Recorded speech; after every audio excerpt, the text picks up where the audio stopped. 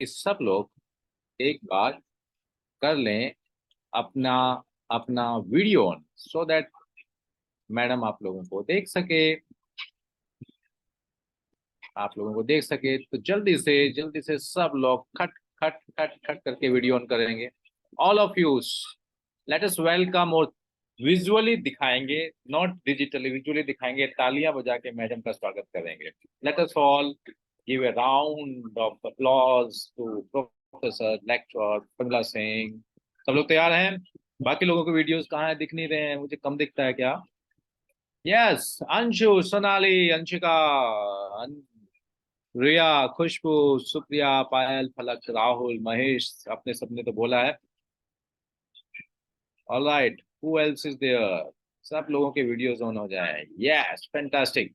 सो आइए, जबरदस्त तालियों के साथ स्वागत है प्रमिला जी मैम। नमस्कार, आपका स्वागत है। बच्चे तैयार हैं और अब स्टेज आपके लिए ओपन।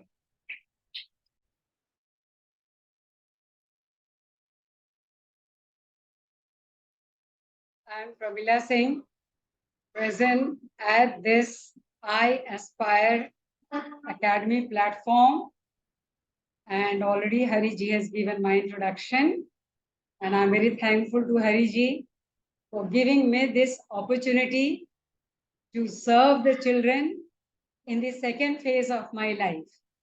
हरी जी, क्या मेरा कुछ बोर्ड दिख रहा है? मुझे पहले ये बताइए। जी हाँ, दिख तो रहा है।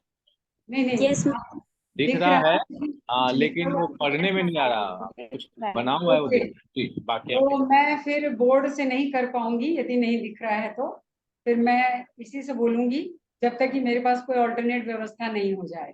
ठीक है ना? वो कुछ दिख आप रहा वहां है। जाके जाके अगर ड्रॉ करेंगे तो समझ में आ जाएगा प्रमिला जी। नहीं तो फिर मैं इसी से करूंगी, फल, जब तक कि मेरे फल, पास एक अच्छी व्यवस्था ना हो जाए। ठीक। और हाँ, और बच्चों को जैसी भी कोई दिक्कत होगी, बच्चे मुझे अप्रोच करेंगे। Okay, so thank you so much everybody for such a warm welcome to me on this platform. बच्चों, आप सबों को मेरी तरफ से वेरी गुड इवनिंग, बहुत बहुत नमस्कार है। और यहाँ पे जो भी टीचर्स हैं, जो भी पूरी टीम के मेंबर्स हैं, उन सभी को मैं बहुत बहुत धन्यवाद देती हूँ। सविता जी, हरि जी का सर्वप्रथम धन्यवाद। सर्वप्रथम माँ सरस्वती का धन्यवाद, जिन्होंने मुझे इस करीब करीब 1.5 किलो के ब्रेन में ये बुद्धि दी है और मुझे चुना है कि मैं इतने बढ़िया काम करती आई हूँ। और इस सेकेंड फेज में भी मेरा काम यही है कि मैं आप सबों को कुछ न कुछ गाइड करूं, आपकी जिंदगी को सफल बनाने में मैं आपके साथ साथ चलूं। और जहां भी मेरी जरूरत हो, आप जो भी मेरा फील्ड है, आप मुझे वहां पाएंगे। तो माँ सरस्वती को मैं नमन करती हूँ, मैं अपने गुरुदेव को नमन करती हूँ। उसके बाद मैं सविता जी, हरि जी को बहुत बहुत धन्यवाद बोलती हूँ। उसके बाद इस आई एस्पायर टीम को जितने भी लोग हैं, चाहे वो अनुराग जी हो, चाहे समीर हो, चाहे और भी शुक्ला जी हो, या जो भी हो, सभी का मैं बहुत, नीना जी हो, अजय, जो भी हो, डायरेक्ट इनडायरेक्ट, मैं सभी को बहुत धन्यवाद करती हूँ। और मैं जिसको अपना भगवान मानती हूँ वो मेरे बच्चे हैं। और आज मुझे ये नया ग्रुप मिला है, तो मैं इन बच्चों के अंदर जो ईश्वर तत्व है उसको भी मैं नमन करती हूँ, प्रणाम करती हूँ। हे प्रभु, मुझे ऐसी शक्ति दें, आप मेरे दिमाग में बसें और मेरे माध्यम से मुझे चैनल बनाकर इन बच्चों का भविष्य कैसे सुधरेगा, मेरा क्या रोल होगा, उसमें माता आप मेरी मदद करें।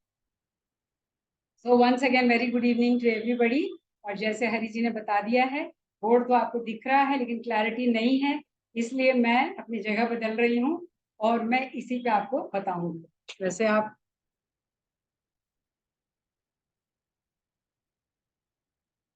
कोई कोई भी कुछ पढ़ सकता है? यहाँ क्या लिखा हुआ है? नहीं, मैम खाई नहीं दे नहीं दिख रहा। ओके ओके, ठीक है, ठीक तो है, मैम बायोलॉजी बोर्ड बहुत बायोलॉजी दूर दिख रहा है। है। कोई बात बायोलॉजी नहीं, दिख रहा है।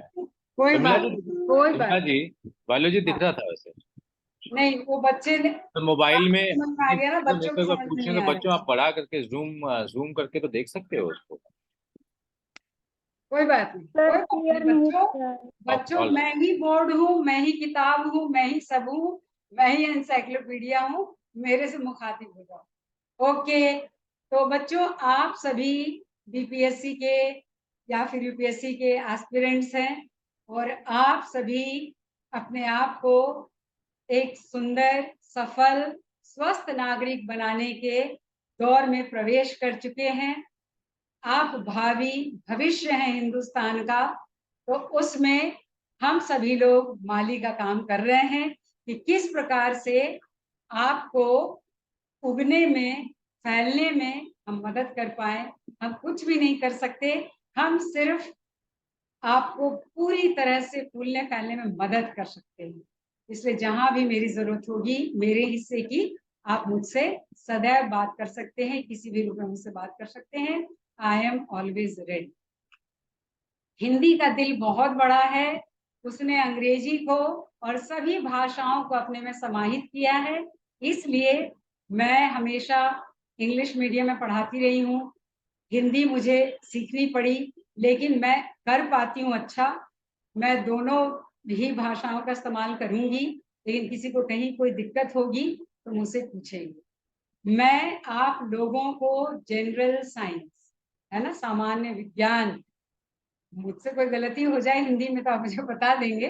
तो वैसे समान विज्ञान हम सभी पढ़ने वाले हैं, है ना।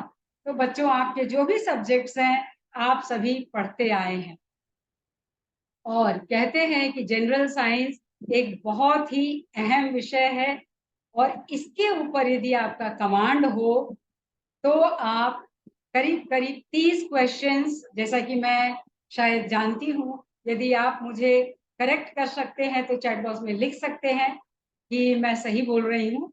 शायद 30 क्वेश्चंस आते हैं, जिसमें 10 से 12 क्वेश्चंस आपके बायोलॉजी से ही रहते हैं। क्या बच्चों मैं सही बोल रही हूँ? Yes, okay, yes ma'am. Thank you so much.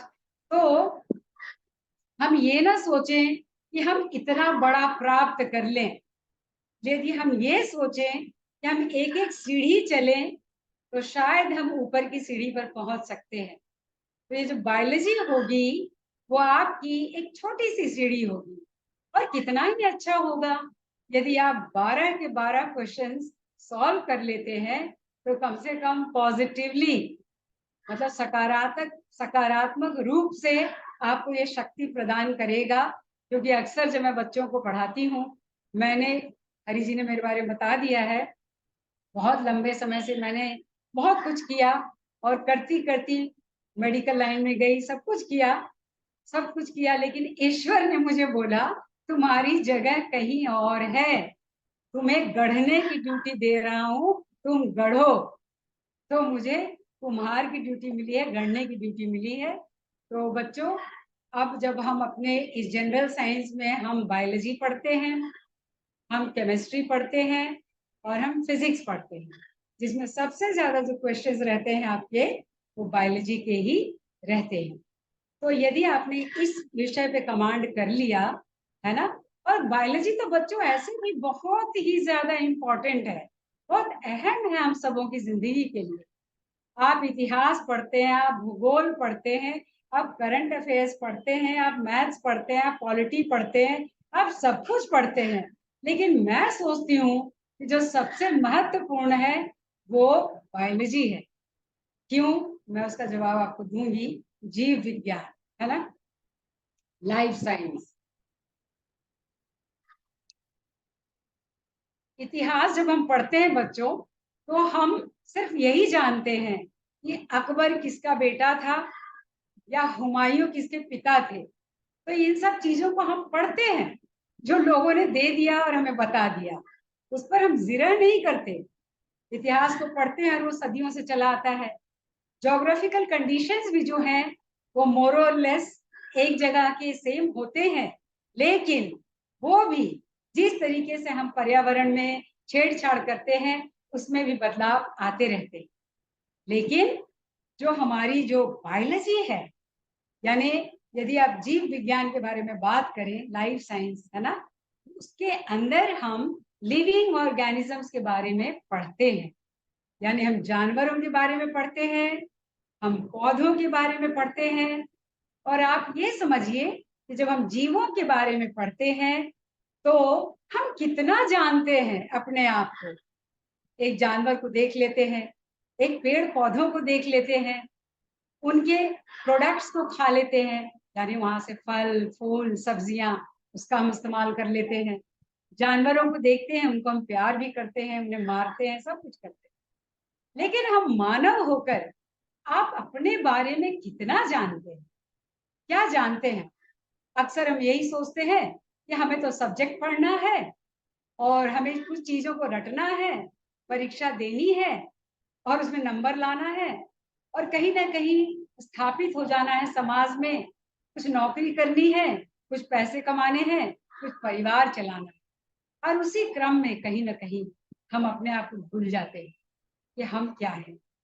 ईश्वर ने इतनी सुंदर कृति बनाई है, इसलिए हमें बायोलॉजी पढ़ना बहुत जरूरी है। तो मैं आपको आपका विषय पढ़ाऊंगी, आपको बीपीएससी के लिए, आपको यूपीएससी के लिए तो तैयार करूंगी। आप सब जानते हैं, मुझे वैसे कोई जरूरत नहीं है, मैं गाइड करूंगी। लेकिन कितना ही अच्छा होगा कि साथ ही साथ हम अपने बारे में, अंदर के बारे में, अपने बारे में, हर चीज के बारे में भी हम जाने साथ ही साथ, तो हमें बड़ा आनंद आएगा। किसी चीज को जब हम समझते हैं, जब आपको मैं एक सेब खाने के लिए दे दूं और साथ ही साथ आपको मैं बोलूं कि बच्चों ये टीवी चला लो, और पूरे प्लेट में 4-5 फल दे दूं और आपको बोलूं टीवी को देखो और इन फलों को खाओ और खाते ही जाओ, मुझे तो लगता है कि शायद आप उन फलों में से किसी से दोस्ती नहीं कर पाएंगे कि आपने क्या खाया।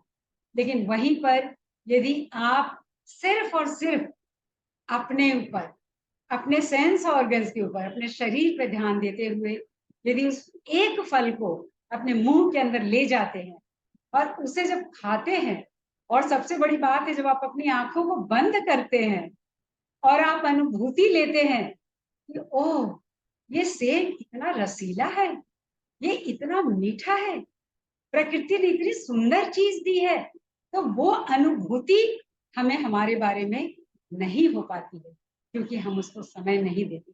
तो आज हम इन चीजों को पढ़ने के दौरान हम इन चीजों को भी समझेंगे, और आप जैसे इन चीजों को समझेंगे तो मैं गारंटी देती हूँ कि आप अपनी पढ़ाई को, आपको ज्यादा रटने की जरूरत नहीं पड़ेगी, समझ जाएंगे आप, तो आप लिख पाएंगे या आप टिक लगा पाएंगे, क्योंकि आपके प्रीलिम्स में टिक लगाने की जरूरत है, मेंस में लिखने की जरूरत है।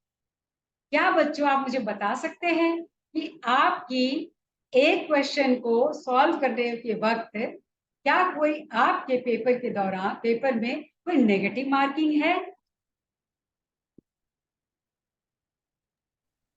जी मैम है भी। यस है।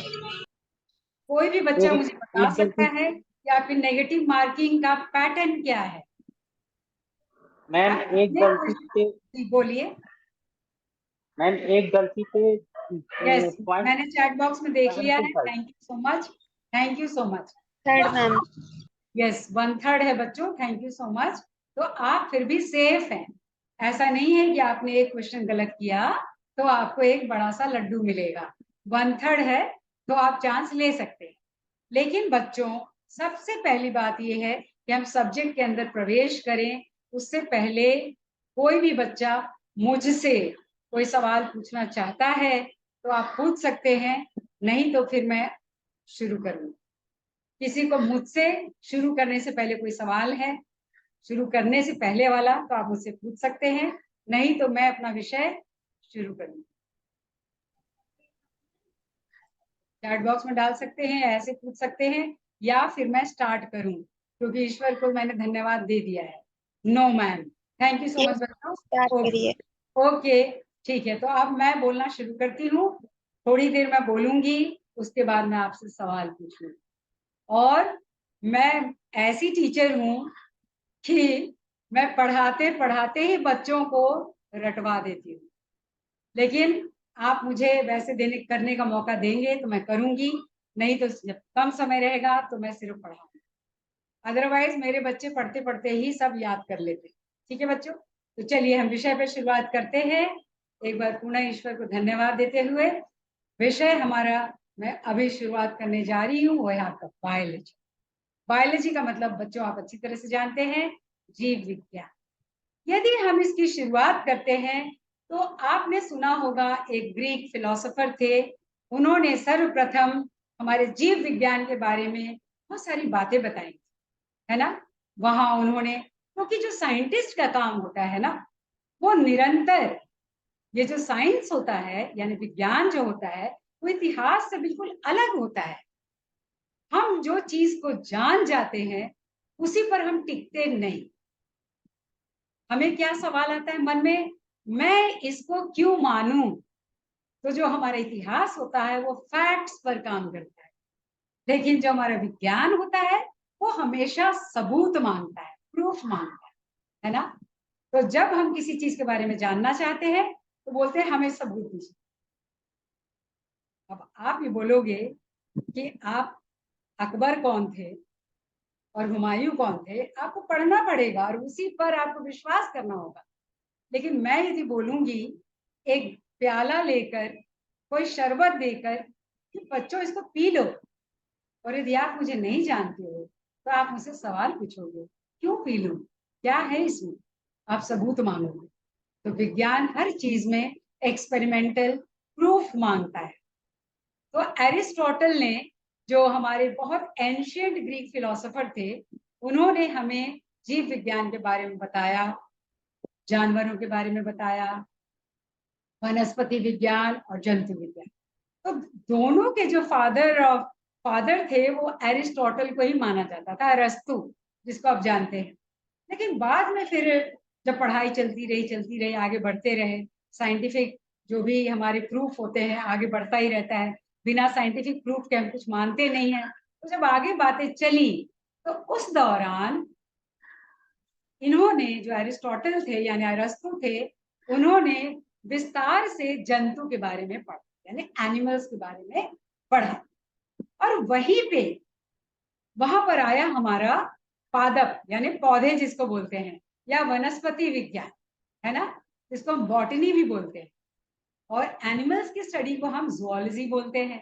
तो बायोलॉजी को हम लोगों ने जुओलॉजी, थोड़ा मैं आपसे बात कर लूं फिर मैं शेयर करूंगी आपको, है ना, कुछ सवाल पूछूंगी फिर मैं आपका जो भी स्लाइड है मैं शेयर करूंगी।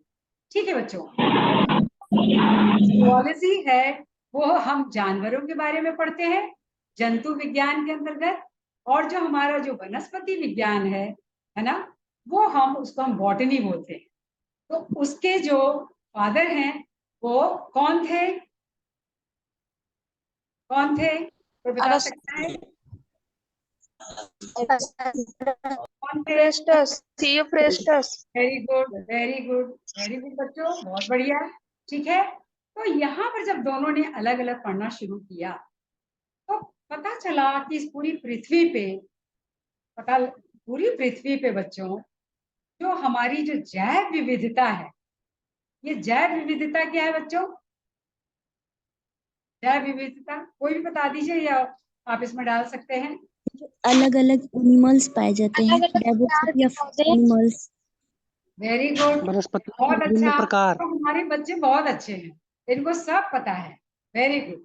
तो ऐसा है बच्चों कि जब हम साइंस में पढ़ते हैं तो करीब करीब यदि मैं पुराने आंकड़े लेकर चलूं तो हमारे पृथ्वी पर 1.7 to 1.8 मिलियन अलग अलग तरह के जो आपके प्रजाति पाए जाते हैं, स्पीशीज जिसको बोलते हैं, है ना। वो हर तरह के, चाहे वो जीव हो यानी आपके जंतु हो या वनस्पति हो, उसमें भी अलग अलग तरीके का हो, हर तरह का। तो आप सोच सकते हैं कि कितनी जैव विविधता है, उसको हम बायोडाइवर्सिटी भी बोलते हैं, है ना।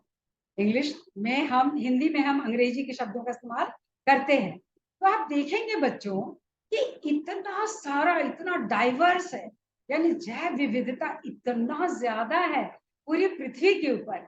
और आपको कह दिया जाए कि आप इस सारी स्पीशीज के बारे में आप मुझे बताओ, तो ये संभव ही नहीं, और साइंटिस्ट के लिए भी संभव नहीं था।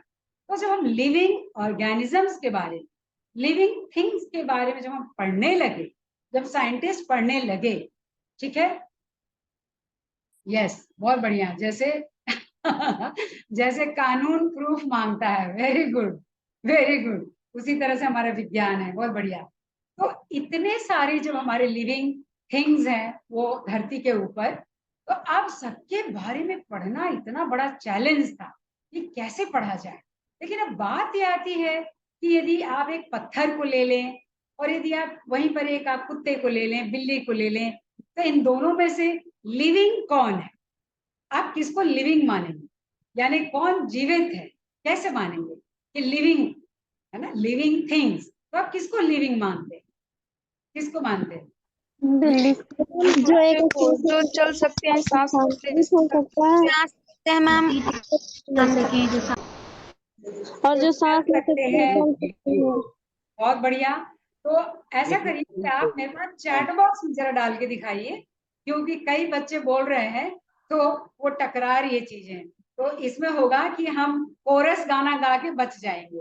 तो बच्चों ऐसा नहीं होगा, आप कुछ डाल दीजिए जो आपको लगता है। यदि मैं बोलूंगी कि हम ग्रोथ कर सकते हैं, आपने बोला है ना, ग्रो कर सकते हैं, तो भाई आप थोड़े दिनों में आप देखिएगा एक छोटा सा पत्थर का टुकड़ा होता है, वो भी ग्रो कर करके पहाड़ बन जाता है। तो कैसे बोलेंगे कि हम लिविंग है ना? हाँ, वेरी गुड। मेटाबॉलिक एक्टिविटीज, कोई बता सकता है कि मेटाबॉलिक एक्टिविटीज का क्या मतलब होता है? जो सांस लेते हैं, बहुत अच्छा बच्चों, बहुत बढ़िया, ये भी अच्छा है। मेटाबॉलिक एक्टिविटीज वो होता है जो मैम मेटाबॉलिक में कैटाबॉलिक भी होता है, एनाबॉलिक भी होता है।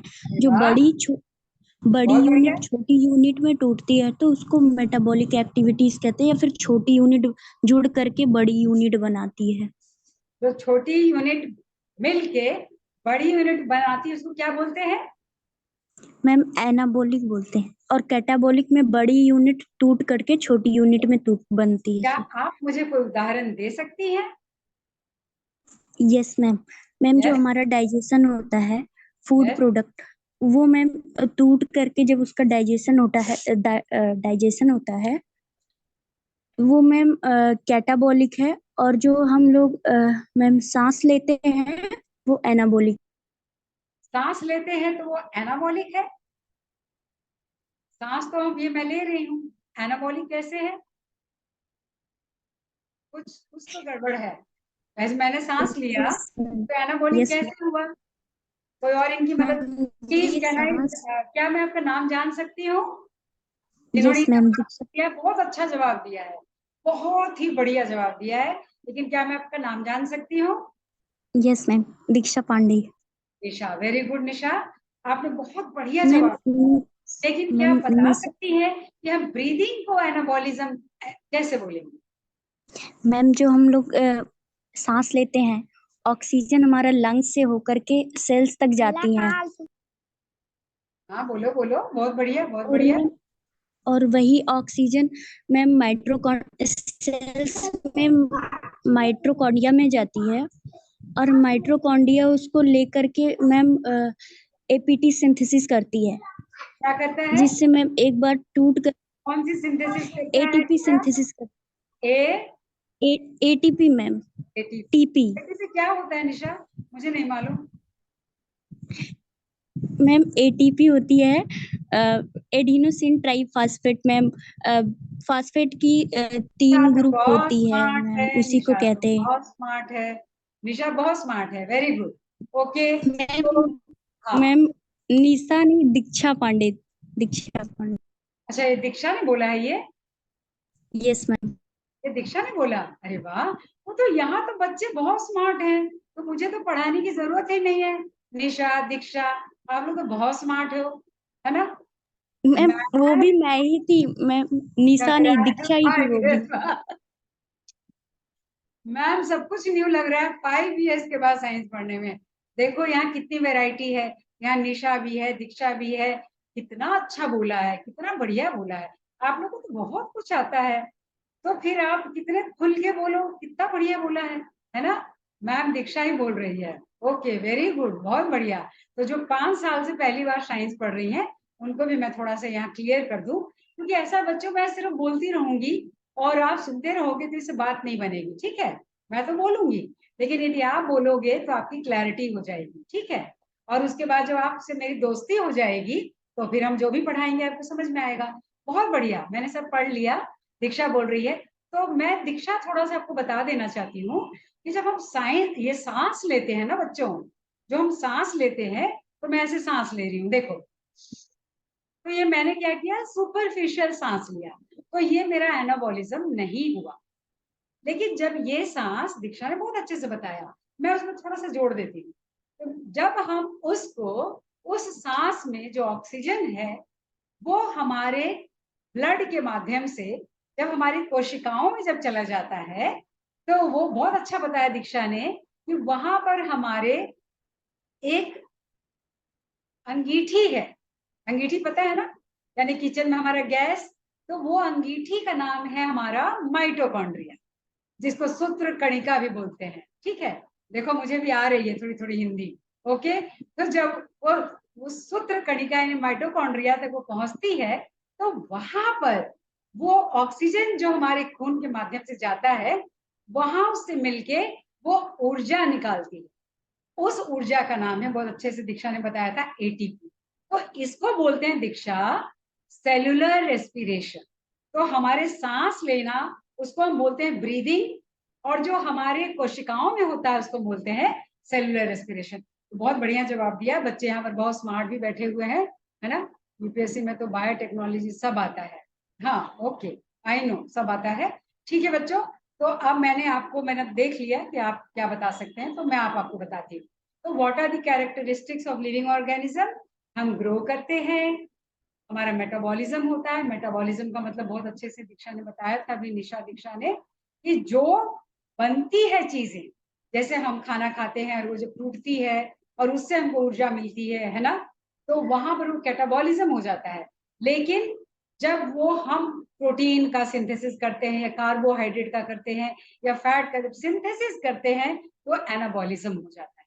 जैसे कि हमारे पौधे फोटोसिंथेसिस करते हैं, तो वो एनाबॉलिज्म हो जाता है। तो ये बनने की और टूटने की दोनों की प्रक्रिया को मिलाकर हम इसको बोलते हैं मेटाबॉलिज्म।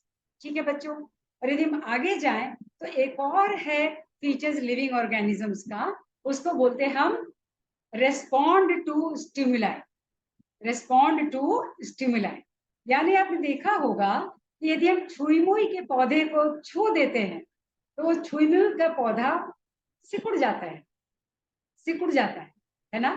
यानी उस पौधे के अंदर कुछ ना कुछ ऐसे केमिकल्स हैं जिसको आप बाहर से टच करते हैं तो वो स्टिमुलस है, और उसी को वो तुरंत रिस्पॉन्ड करता है। यानी क्रिया और प्रतिक्रिया, तुरंत उसको महसूस हो जाता है कि मुझे बाहर से किसी ने टच किया, तो उसको बोलते हैं हम रिस्पॉन्ड टू स्टिमुलाई। यानी जो लिविंग ऑर्गेनिजम्स का सबसे अच्छा जो फीचर है उसको हम बोलते हैं रिस्पॉन्ड टू स्टिमुलाई। यानी किसी भी क्रिया की प्रतिक्रिया जो होती है उसको हम मानते हैं। क्योंकि यदि मैंने इस मोबाइल को छू दिया, अब ये मोबाइल ना हंसेगा, ना रोएगा, ना गाएगा। ठीक है बच्चों, लेकिन यदि मैंने आप किसी को यहीं पर एक गरम गरम या एक पिन लेके चुभा दिया, तो आप ऐसे करोगे, या जलती हुई लकड़ी से टच किया तो आप बिल्कुल चौंक पड़ोगे, है ना। यानी जैसे ही कोई क्रिया हुई तो उसकी प्रतिक्रिया हो गई, रेस्पॉन्ड टू स्टिमुलाई। ये सबसे बढ़िया जो हमारा लिविंग ऑर्गेनिजम्स का वो फीचर है जिससे हम मानते हैं कि जो ऑर्गेनिजम्स है उसके अंदर कहीं ना कहीं जान है, लिविंग ऑर्गेनिज्म। अब मैंने आपको बताया कि जैव विविधता। हाँ बच्चों, किसी ने कुछ पूछा? मैम वो रिफ्लेक्स एक्शन टाइप का कुछ। हाँ हाँ, वो रिफ्लेक्स एक्शन टाइप का होगा, लेकिन हम यहाँ पर रिफ्लेक्स एक्शन अभी नहीं पढ़ रहे हैं बच्चों, रेस्पॉन्ड टू स्टिमुलाई।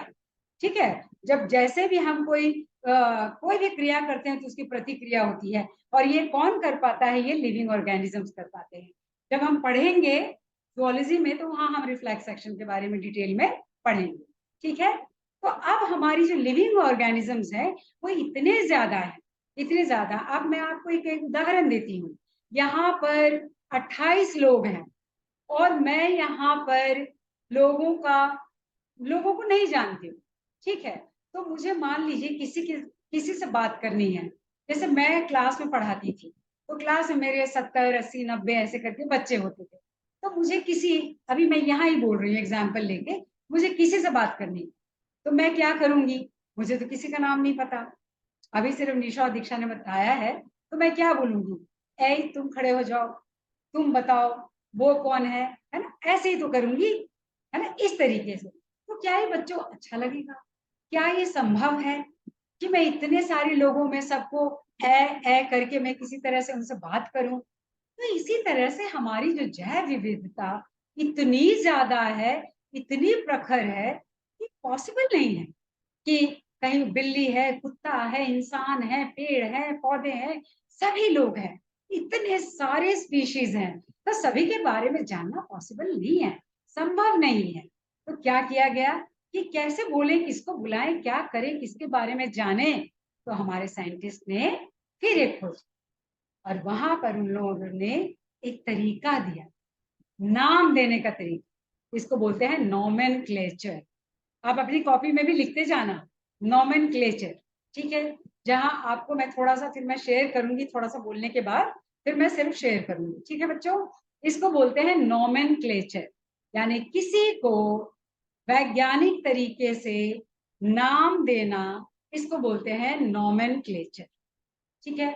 अब मैं एक उदाहरण देती हूँ, जैसे हम ह्यूमन बीइंग्स का मतलब हिंदी क्या होता है? ह्यूमन बीइंग्स का हिंदी क्या होता है? ह्यूमन बीइंग्स की हिंदी क्या होती है? ह्यूमन बीइंग्स मैंने बोला, इसकी हिंदी क्या होगी? मानव प्रजाति। मानव जाति। मानव जाति, मानव जाति, ह्यूमन बीइंग्स, ठीक है? अब मैं बोलूं कि ये एक आदमी है, जैसे अब यहाँ इतने लोग बैठे हैं, कितने लोग हैं? 27, और मैंने बोला ये आदमी, ये लड़की, ठीक है, मैंने ऐसे करके बोला, तो ये अच्छा नहीं लगेगा, ठीक है ना? तो या फिर मैं उसको बोलती हूँ ये आदमी है, ये मनुष्य है, ये ह्यूमन बीइंग्स है, तो क्या समझ में आया बच्चों? ऐसे कुछ समझ नहीं आया। तो साइंटिस्ट ने सोचा कि मैं उसको मैन बोलूं, उसको कन्नड़ में बोलते हैं मंगिया बोलते हैं, ह्यूमन बीइंग्स बोलते हैं, है ना, ऐसे करके बहुत सारे नाम बोलते हैं।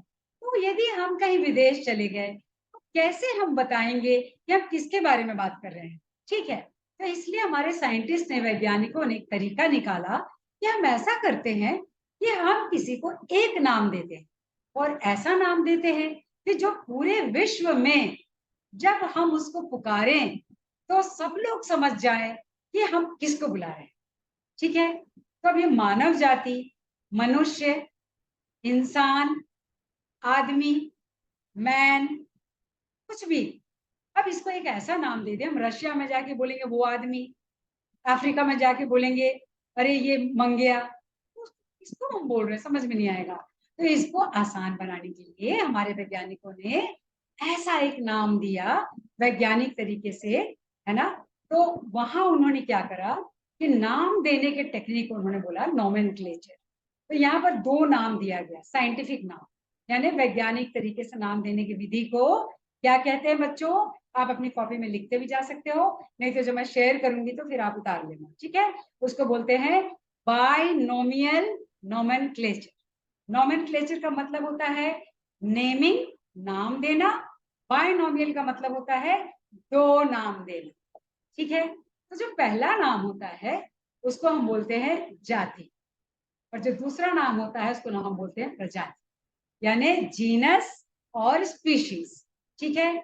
तो अब हम आदमी को एक नाम देते हैं, जो अफ्रीका में चले जाओ, रशिया में चले जाओ, अमेरिका में चले जाओ, भारत चले जाओ, चाइना चले जाओ, और सब जगह बोलो मंच से, तो क्या होगा उस आदमी का नाम पूरे विश्व में? होमो सेपियंस। अब मैं यदि होमो सेपियन बोलूंगी तो पूरे विश्व में सबको पता चल जाएगा मैं किसके बारे में बोल रही हूँ, मैं ह्यूमन बीइंग्स के बारे में बोल रही हूँ।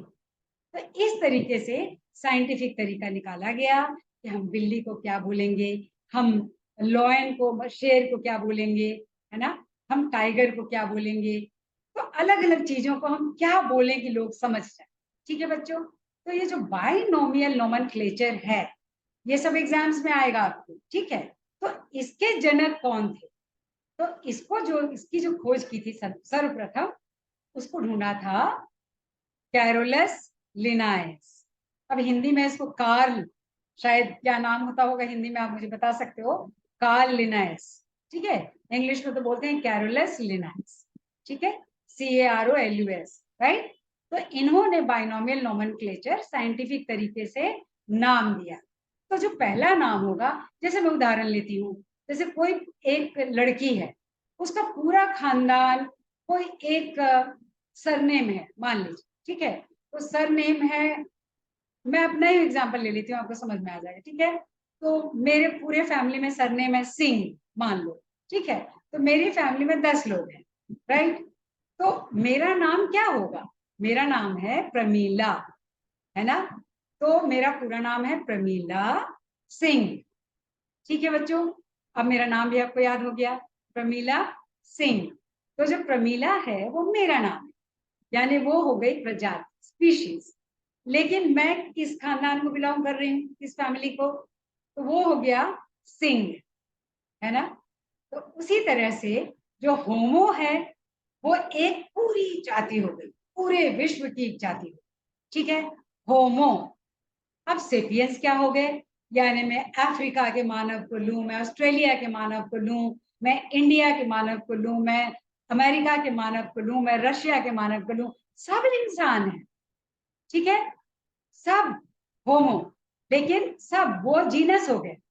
लेकिन अब क्या है? अब क्या है? सब अलग अलग दिखते हैं। देखो आप इंडियंस कैसे दिखते हैं, है ना। देखो सेपियंस, है ना। तो आप देखोगे इंडियंस, आप देखोगे अफ्रीकन्स, आप देखोगे ऑस्ट्रेलियंस, है ना। तो वो क्या है कि हम सब एक जाति को बिलोंग करते हैं, वो है होमो। और सब क्योंकि हम मनुष्य जाति को बिलोंग करते हैं, तो हम सबको मिलाकर एक बोलेंगे सेपियंस, ठीक है, ओके। इसी तरीके से बच्चों सबका अलग अलग नाम। अब क्या है कि जो इतने सारे लोग हैं, इतने सारे लोग हैं, तो कैसे पढ़ेंगे? अब बिल्ली के बारे में पढ़ना है, कुत्ते के बारे में पढ़ना है, जानवर के बारे में ऐसे अलग अलग पढ़ना है, पौधों के बारे में पढ़ना है। तो कैसे पढ़ें, कैसे पता लगाऊं कि मेरी क्या फीचर्स है, फिर कुत्तों की क्या फीचर्स है, बिल्लियों की क्या फीचर्स है, फिर वो शेर कैसा दिखता है। तो क्या किया गया कि यहाँ पर सबको अलग अलग क्या, चाइनीज, हाँ हाँ बच्चों, चाइनीज भी, ठीक है। तो क्या किया गया, सबको ग्रुप्स में बांट दिया गया। अब सबको एक साथ तो पढ़ना संभव नहीं है, तो सबको, सबकी वो वर्गीकरण की गई, है ना, क्लासिफिकेशन की गई। तो ये जो क्लासिफिकेशन करते हैं, है ना, इसको हम बोलते हैं टैक्सोनॉमी।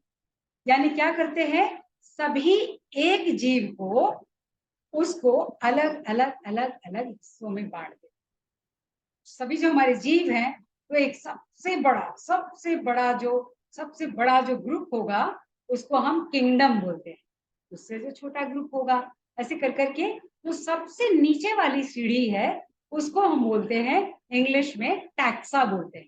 टैक्सा यानी स्पीशीज सबसे छोटी सीढ़ी, उसके ऊपर जीनस दूसरी सीढ़ी, उसके ऊपर जो है आपकी फैमिली, ऑर्डर, है ना, क्लास, ऐसे करके फिर आप फाइलम, डिवीजन, ऐसे करके आप अलग अलग आप एक तरह से कैटेगरीज लेते जाओगे।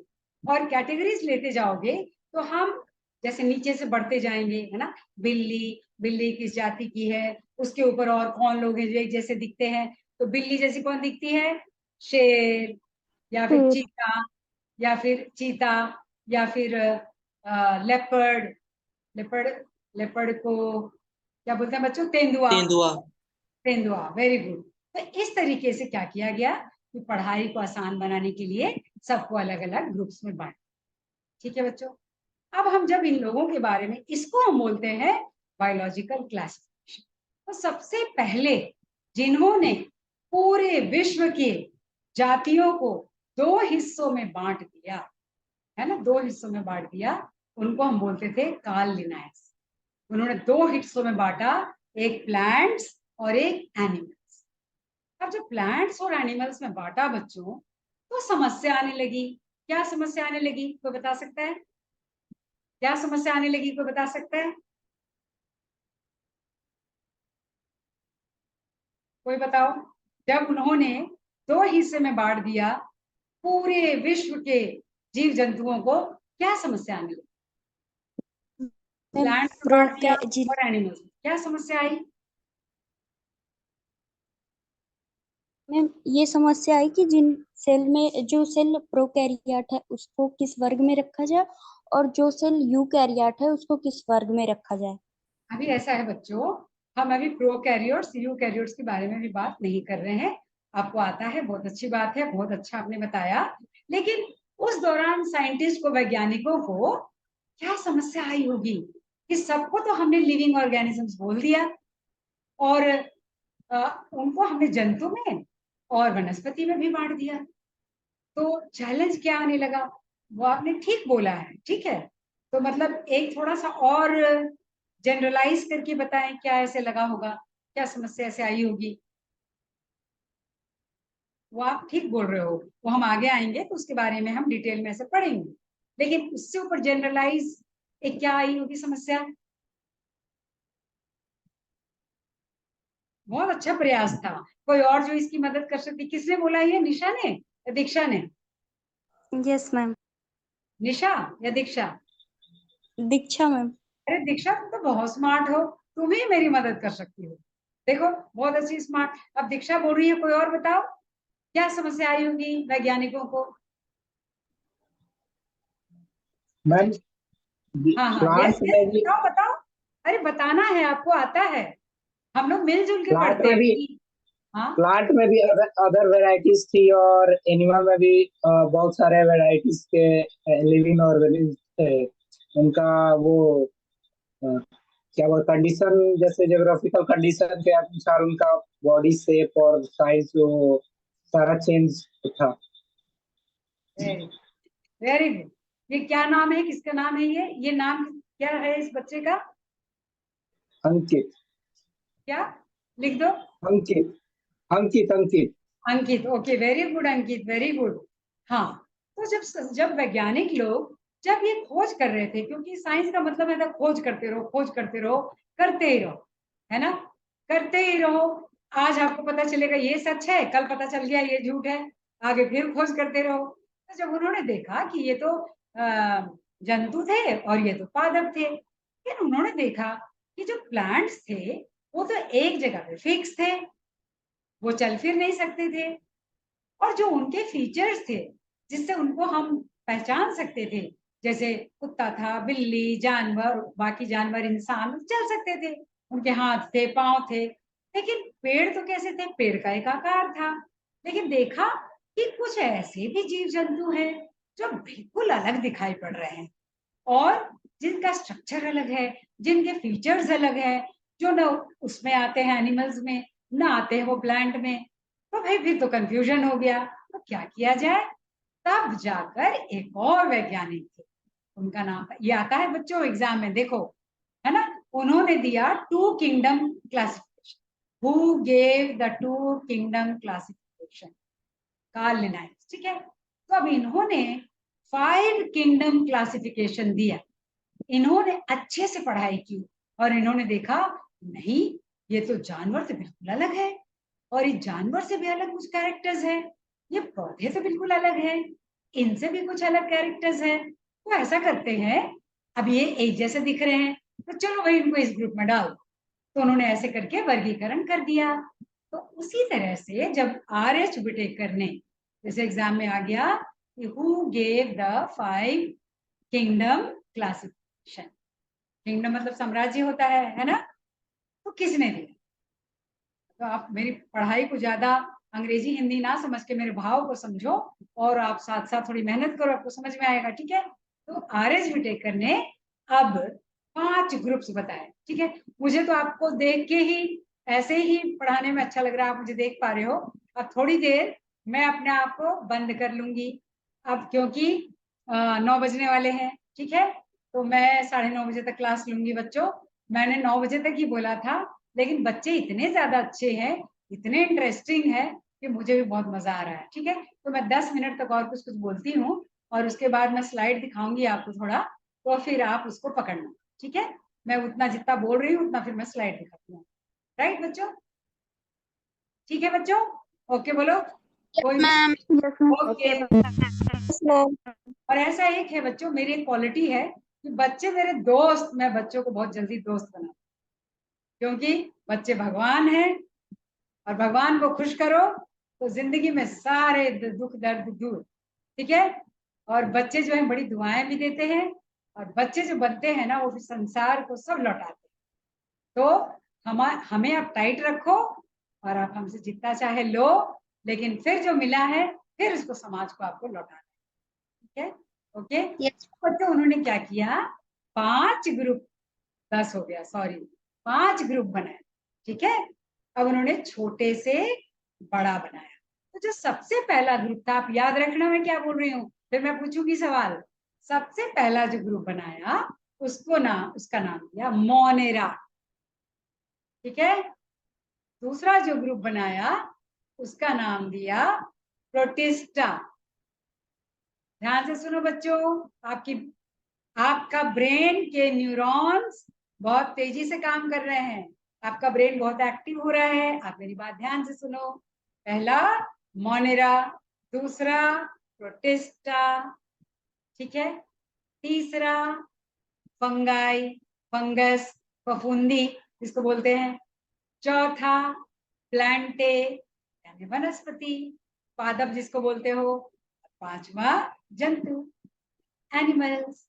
ठीक है बच्चों। तो who gave the 5 kingdom classification. आपको कोई अंग्रेजी में भी दिक्कत नहीं आएगी, मैं इतना स्लो बोलूंगी, इतना अच्छा बोलूंगी, इतना अच्छे से बोलूंगी कि आपको वो भी अंग्रेजी धीरे धीरे समझ में आ जाएगी। तो मेरा सवाल है, who gave the 5 kingdom classification. Very good, very good. और बच्चों पता है जब हम सुनते हैं ना तो थोड़ी थोड़ी देर के लिए याद रहता है, लेकिन हम जैसे ही लिख लेते हैं वो हमारा हो जाता है। फट से उसको लिख लेना। जब मैं पढ़ा करती थी, आप जैसे छोटी थी, तो उससे भी छोटी थी स्कूल में, तो जैसे मैम बोलती थी या सर बोलते थे तो मैं जल्दी जल्दी लिख लेती थी, और जैसे लिख लेती थी ब्रेन आपका बहुत तेजी से काम करता है। ब्रेन के अंदर जो न्यूरॉन्स होते हैं ना, नर्व सेल्स, बड़ी तेजी से काम करते हैं। जैसे लिखोगे आपको याद हो जाएगा। Who gave 5 kingdom classification? H. Whittaker. What are the 5 groups बच्चों? Number 1, जल्दी जल्दी चैट बॉक्स में डाल दो। नंबर 1 चैट बॉक्स में जल्दी से चैट बॉक्स में नंबर 1 जिसको आता है वो डालो। देखो नंबर 1 कौन इंटेलिजेंट में आ जाएगा। Very good. Number 2, number 2, fungus. Number 2, very good. Number 3, प्रतिष्ठा, number fungus, number 3, very good. Number 4, पादप, वेरी गुड। नंबर 5, जंतु। जंतु, वेरी गुड।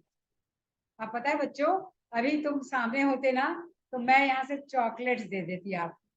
मैं ना हमेशा अपने बैग में चॉकलेट्स रखा करती, जब भी बच्चा कुछ बोलता था तो चॉकलेट्स देती थी। लेकिन आप समझ लो मैंने डिजिटल चॉकलेट्स दे दिया इन सभी बच्चों को जिन्होंने जवाब दिया है। Well done, well done, well done. और जब हम वेल डन बोलते हैं और खुश होते हैं तो बच्चों के ब्रेन्स के न्यूरॉन्स हंसते हैं और बहुत स्मार्ट और इंटेलिजेंट हो जाते हैं। सबका ब्रेन बहुत अच्छे से काम करने लगा है। वाह, ये तो साहिल है, उसने तो सारा कुछ दे दिया। इसको 5 चॉकलेट। Very good. ओके बच्चों, तो हमने ये सारा पढ़ लिया 5 किंगडम क्लासिफिकेशन। ठीक है बच्चों। तो जो मोनेरा थे बच्चों, अब मेरे पास 5 मिनट का टाइम है, उसके बाद मैं शेयर करूंगी। ठीक है। जो मोनेरा थे बच्चों, वो सारे वो थे जो बैक्टीरियाज वगैरह, क्योंकि जो बैक्टीरिया हमारे हैं वो किसके दोस्त नहीं है और किसके दुश्मन नहीं है, है ना। बैक्टीरिया बोलने से हमारे मन में क्या आता है बच्चों? अरे बीमारी, अरे टाइफाइड, है ना, कॉलेरा, ऐसी बीमारियों का दिमाग में आता है ना। लेकिन ऐसा नहीं है बच्चों, बैक्टीरिया तो हमारे दोस्त भी होते हैं। और हमारे शरीर के अंदर आपको मालूम है कितने 85% दोस्त हैं बैक्टीरिया के रूप में। ठीक है। तो सबसे पहला जो ग्रुप था वो साइंटिस्ट ने देखा, आर.एच. विटेकर ने, कि ये सब एक जैसे लग रहे हैं, तो उन सबको डाल दिया मोनेरेंस में, है ना। और उसके अंदर जो बैक्टीरिया थे, बड़े बड़े पुराने बैक्टीरिया, उसका नाम रखा मोनेरा। ठीक है। जो मोनेरल बैक्टीरिया उसको बोलते हैं आर्कीबैक्टर।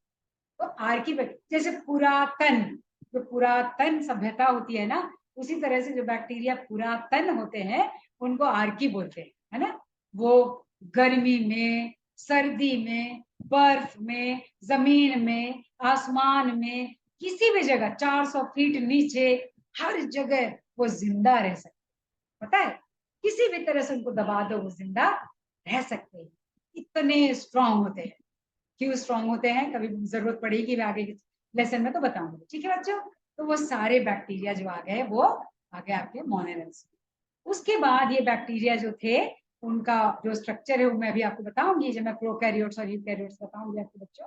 नंबर 2 जो थे वो प्रोटिस्टेंस थे, यानी इनके अंदर ये सभी, जैसे सारे बैक्टीरियंस को हम प्रोकैरियोट्स बोलते हैं, है ना, अभी दीक्षा ने बताया था, उसी तरह से जो सिंगल कोशिका वाले जो यूकैरियोट्स होते हैं, यूकैरियोट्स मतलब जिसके अंदर न्यूक्लियस होती है, उसके बारे में भी हम थोड़ी सी बात करूंगी मैं, उनको प्रोटिस्टेंस बोलते हैं, ठीक है ना बच्चों। तीसरा जो था वो न तो बैक्टीरिया में आ रहा था और न तो वो प्रोटिस्टेंस में आ रहा था। प्रोटिस्टेंस मतलब क्या बच्चों, वो जो आपके शैवाल होते हैं, एल्गी, प्रोटोजोआ, यूग्लिना, डायटम्स, ये सब प्रोटिस्टेंस होते हैं। तो वो था तीसरा जो था फफूंदी। अब फफूंदी को आप देखोगे, ऐसा तो मैं बोलूंगी कि आप घर में खाते ही हो ना, मशरूम्स तो खाते हो ना बच्चों, वही फंगस हो गया। सबसे लार्जेस्ट मशरूम, सबसे लार्जेस्ट फंगस है वो मशरूम में तो है। वो मैंने जवाब दे दिया, मैं पूछने वाली थी आपसे, चलो कोई बात नहीं। और उसके बाद तो प्लांट्स और तो एनिमल्स। चलो ठीक है बच्चों, तो अब हमारे पास 3 मिनट का टाइम है, ओके। तो हम आगे बढ़ते हैं, 3 मिनट के बाद मैं आपका शेयर करूंगी। वेरी गुड वेरी गुड, अरे तो सारे बच्चे स्मार्ट हो गए, ये तो सारे बच्चे ने इतना बढ़िया पढ़ लिया है, वेरी गुड। तो भैया मुझे तो लग रहा है कि जब बायोलॉजी के 12 सवाल आएंगे तो मैं तो पहले ईश्वर की प्रार्थना करूंगी और सब बच्चों के लिए कि भगवान ऐसे सवाल आ जाए कि 12 के 12 सवाल हमारे बच्चे कर पाएंगे, और आप देख लेना बच्चों पक्का कर पाओ, ठीक है। तो अब ये हमने ये भी पढ़ लिया। तो अब बात आती है बच्चों की, जब हम लिविंग थिंग्स के बारे में बोलते हैं, तो अब एक जो सबसे तेज बच्चा है वो मुझे बताओ कि लिविंग थिंग्स हम क्यों बोलते हैं, हमारे पास ऐसे कौन से फीचर्स है जिसको हम लिविंग थिंग्स बोलते हैं। लिविंग थिंग्स का मतलब लिविंग थिंग्स के अंदर क्या है जो उसको लिविंग बनाता है, या लिविंग थिंग्स किस चीज के बने हैं, चलो ऐसे। मैम सेल की। वेरी गुड, वेरी गुड बच्चों, चलिए कोशिका, सेल वेरी कोशिका। गुड, बहुत बढ़िया, कितना इजी है, कोशिका। तो सब कुछ आता है। तो फिर मैं बच्चों छोड़ देती हूँ, तो मैं ये छोड़ देती हूँ पढ़ाना, ये तो बहुत अच्छा है, आगे बढ़ जाते हैं जल्दी से, ठीक है। तो living things are made up of cells, ठीक है। तो बच्चों हम trillions and trillions of cells के बने हुए हैं, जो हमारा जो शरीर है वो कोशिकाओं का बना हुआ है, ठीक है। और ये जब सभी कोशिकाओं का बना हुआ है, तो सिर्फ हम, यदि मैं कोशिका बोलूं तो अब हम पता लगाएंगे ये जो हमारी कोशिकाएं हैं उसके बारे में हम जानने की कोशिश करेंगे कि कोशिका क्या है। तो ये हमारे सवाल हम धीरे धीरे वहां बढ़ रहे हैं। अब आपको मैं दिखाना चाहूंगी, 1 मिनट रह गया है, कि कोशिका क्या है। कोई भी एक बच्चा जल्दी से बता दो कोशिका क्या है। A structural and functional unit of this body are called cell. क्या बता सकते हैं कि दीक्षा ने बोला है structural and functional unit of body, और या फिर लिविंग ऑर्गेनिज्म, ठीक है। तो इसका मतलब क्या होता है दीक्षा, कोई बता सकता है। आप बच्चों चिंता मत करो, कुछ भी मैं बहुत बेसिक से पढ़ा रही हूँ, चाहे किसी को आता हो या ना आता हो, मैं ABCD से ही पढ़ा रही हूँ, ताकि आगे हम सेंटेंस बनाना, ABCD पढ़ेंगे, क ख ग पढ़ेंगे, तभी तो स्मार्ट बनेंगे। इसलिए आप ये मत सोचना कि मैं बहुत तेजी से क्यों नहीं पढ़ा रही हूँ, है ना। पहले बच्चों का बेस पता लग जाए फिर हम तेजी से पढ़ा सकते हैं। तो सेल को स्ट्रक्चरल फंक्शनल यूनिट क्यों कहा जाता है, कोई भी यदि पता है तो जल्दी से हाँ बोलो, नो तो नो बोलो जल्दी से, फिर मैं आगे बढ़ती हूँ। मैम कोशिकाओं के ग्रुप से ही बॉडी का या फिर किसी भी लिविंग ऑर्गेनिज्म का निर्माण होता है, इसी वजह से उसको स्ट्रक्चरल यूनिट बोलते हैं। और फंक्शनल यूनिट इसलिए बोलते हैं क्योंकि कोई भी वर्क या फिर कोई भी काम होता है लिविंग ऑर्गेनिज्म में, तो वो सेल ही परफॉर्म करता है मैम, सेल ही करता है, इसी वजह से। चलो ठीक है, वेरी गुड। दीक्षा ने बहुत अच्छे से जवाब दिया है बच्चों। अब मेरी बात बहुत ध्यान से सुनो, ठीक है, मेरी बात बहुत ध्यान से सुनो, बहुत सिंपल तरीके से बता रही हूँ। सेल इज द स्ट्रक्चरल, आप लिख भी सकते हो, cell is the structural, functional, और तीसरा मैंने अपनी तरफ से जोड़ा है जो आपको कोई नहीं बताएगा, genetic unit of life. What is cell? Structural, functional and genetic unit of life. अब स्ट्रक्चरल अभी दीक्षा ने बताया। यदि हम सेल को देखते हैं बच्चों, तो सेल के अलग अलग आकार होते हैं, ठीक है, या तो रेक्टेंगल का होगा, या तो वो गोल होगा, या तो पॉलीगोनल होगा, हर आकार का होगा। तो शरीर के अंदर जिस भी आकार का सेल होता है उसको अलग अलग काम दिया जाता है, ठीक है। इसलिए एक सेल जो ईंट के आकार का है उसका काम है शरीर को सुरक्षा देना, है ना, इसलिए उसको हम बोलते हैं एपिथेलियल टिश्यू या एपिथेलियल सेल। मेरी बात बस एक उदाहरण ले रही हूं मैं बच्चों, ठीक है। हर सेल का एक आकार होता है और उसी के हिसाब से उसका एक फंक्शन होता है, और हर सेल के अंदर एक सेल को बिल्कुल एक इंसान की तरह जीने की क्षमता है। इसलिए उस सेल के अंदर क्या पाया जाता है?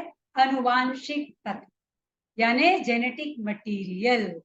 इसलिए एक अमीबा एक इंसान की तरह कार्य कर सकता है, इसलिए अमीबा को हम यूनिसेलुलर ऑर्गेनिज्म बोलते हैं, ठीक है बच्चों। तो cell is the structural, functional and genetic unit of life. क्यों? मैंने अच्छी तरह से बता दिया, स्ट्रक्चरल क्यों बोलते हैं, फंक्शनल क्यों बोलते हैं, और जेनेटिक क्यों बोलते हैं, ठीक है बच्चों।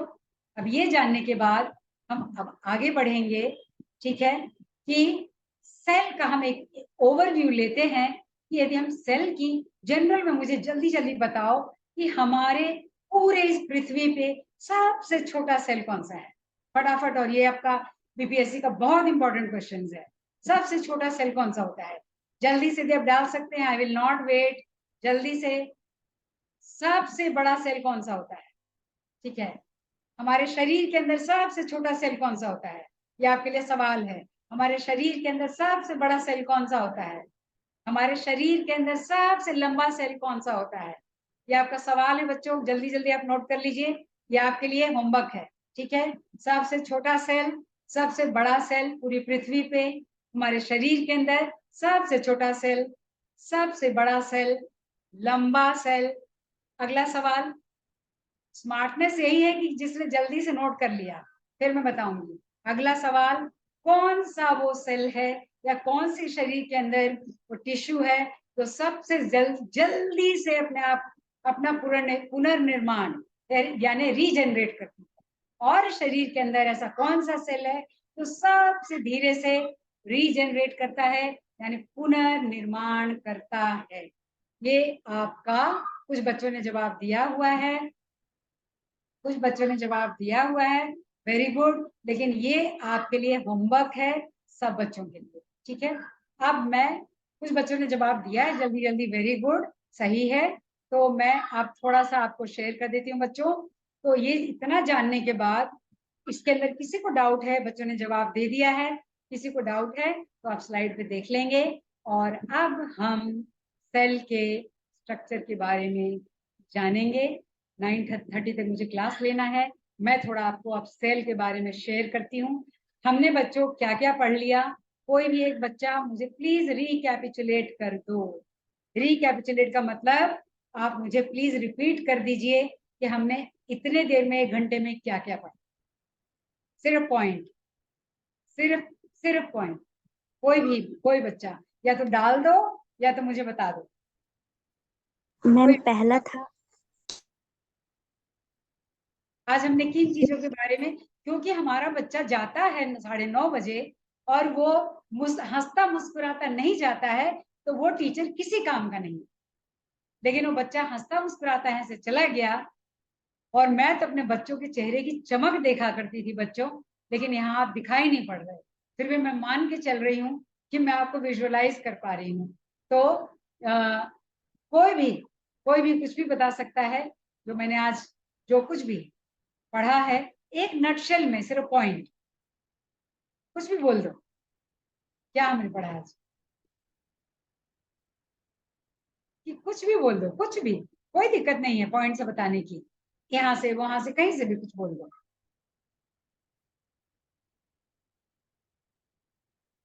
Very good, very good, very good, बहुत बढ़िया, बहुत बढ़िया, बहुत बढ़िया, वेरी गुड। और कुछ, और कुछ, और कुछ भी, कुछ भी, कुछ भी, वेरी गुड, वेरी गुड। और कुछ भी बच्चों, बहुत बढ़िया, बहुत बढ़िया, बहुत बढ़िया, very good, very good, very good. Oh my god, बस बस बस बस, मैं समझ गई। वेरी इंटेलिजेंट बच्चे, very intelligent, and all are going to get 12 marks in biology in the BPSC examination, ये श्योर एंड शॉर्ट। ओके बच्चों, अब मैं आपके परमिशन से आपकी इजाजत लूंगी जरूर, और मैं थोड़ा सा आपको शेयर करना चाहती हूँ जो आप देखेंगे, क्योंकि अब हम सेल के ऊपर आ गए हैं। थोड़ा सा आप सेल को देख लीजिए, थोड़ा आप सेल के बारे में समझ लीजिए। Okay,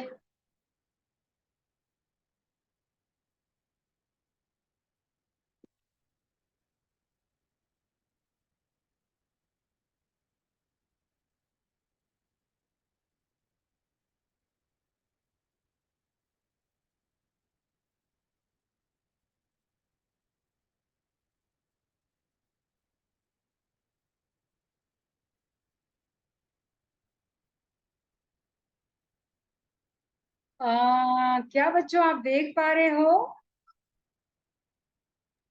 yes ma'am.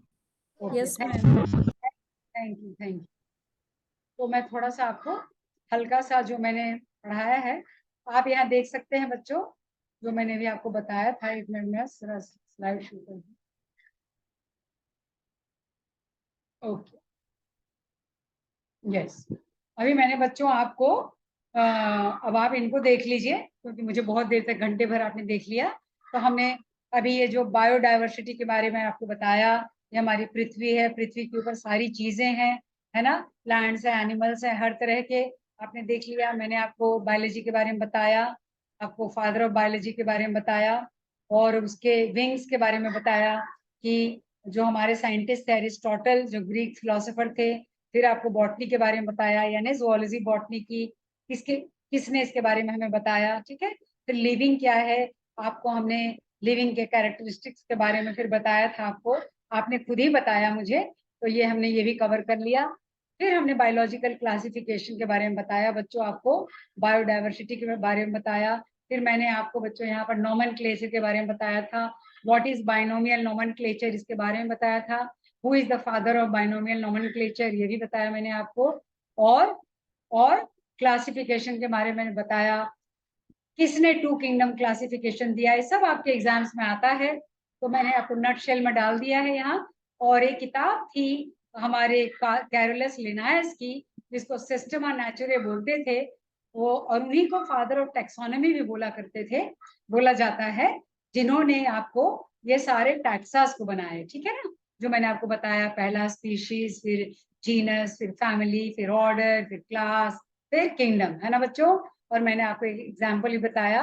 तो ये लास्ट वाला है, ये इसको आप होमवर्क में लिख लो बच्चों। Give the scientific name of man, mango, wheat, cat, dog, rice, cow.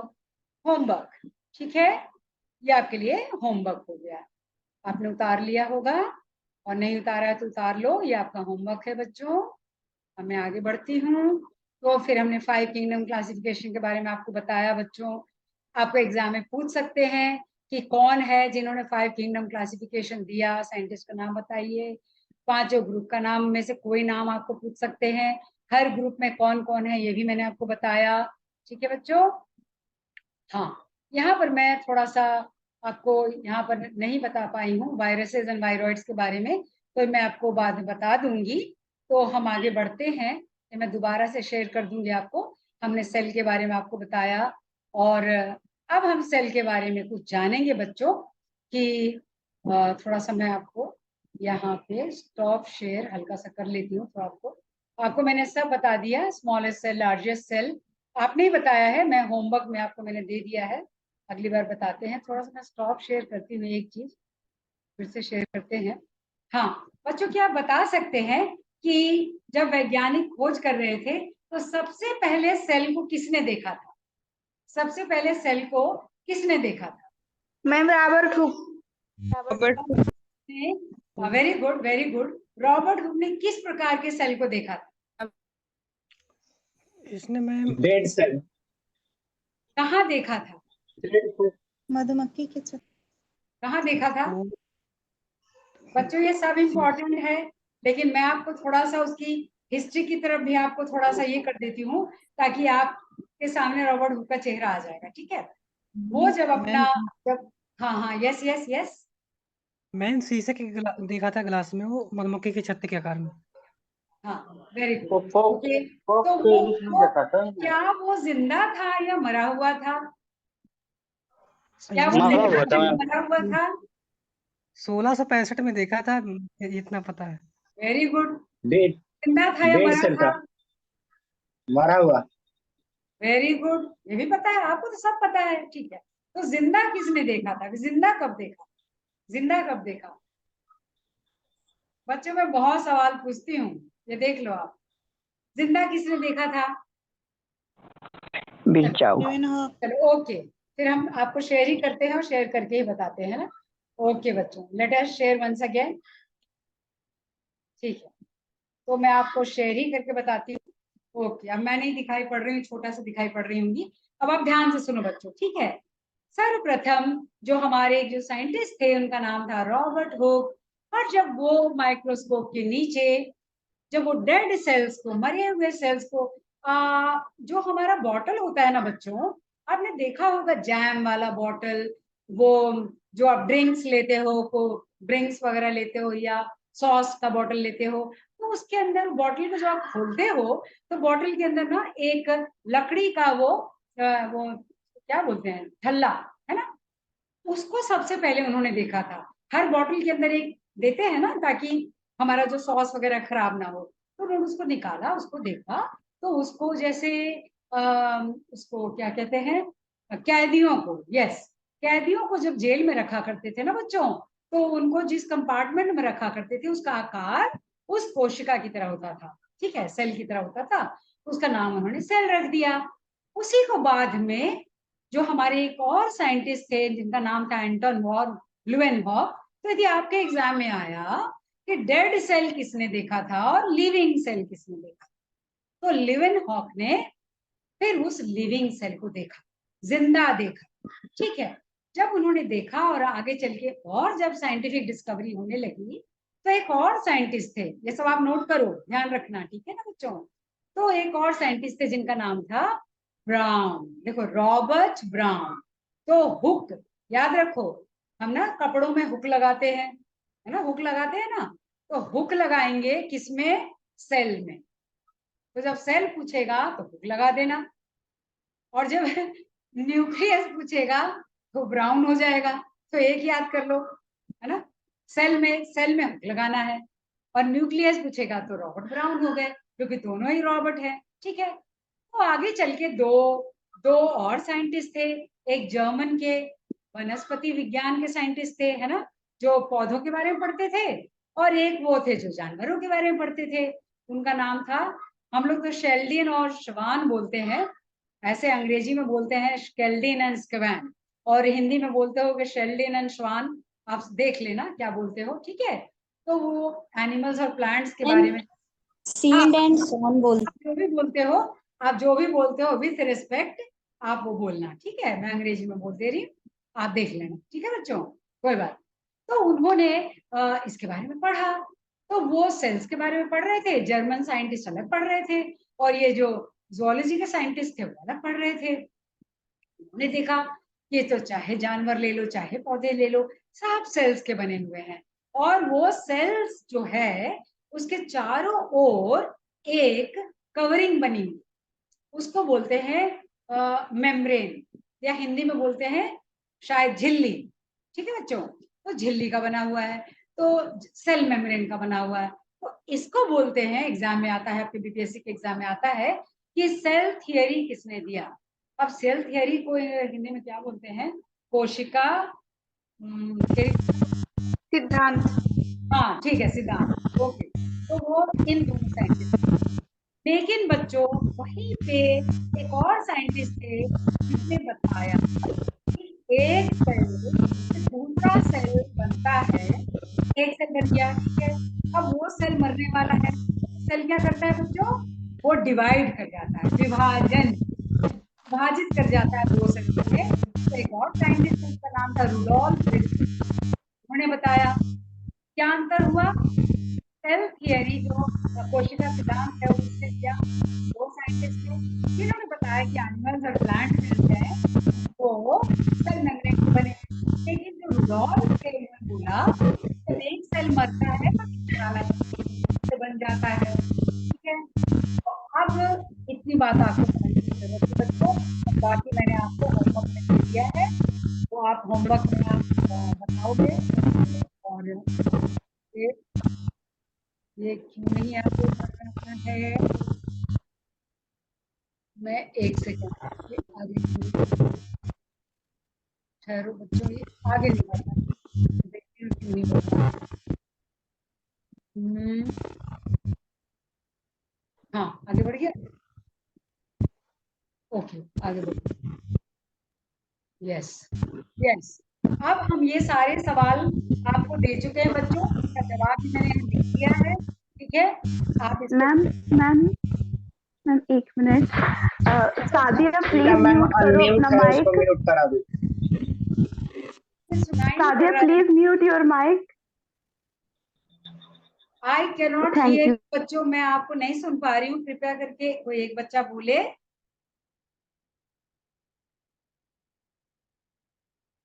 क्या मैं आगे बढ़ूं?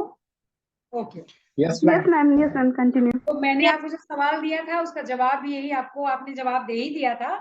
तो एक चीज है बच्चों, बस यहाँ वो एक चीज सुन लो कि जनरली जब हम लिखते हैं फास्टेस्ट रीजेनरेटिंग सेल, है ना, तो हम अक्सर हम लीवर को लिख देते हैं और जनरली टीचर्स लीवर ही पढ़ाते हैं।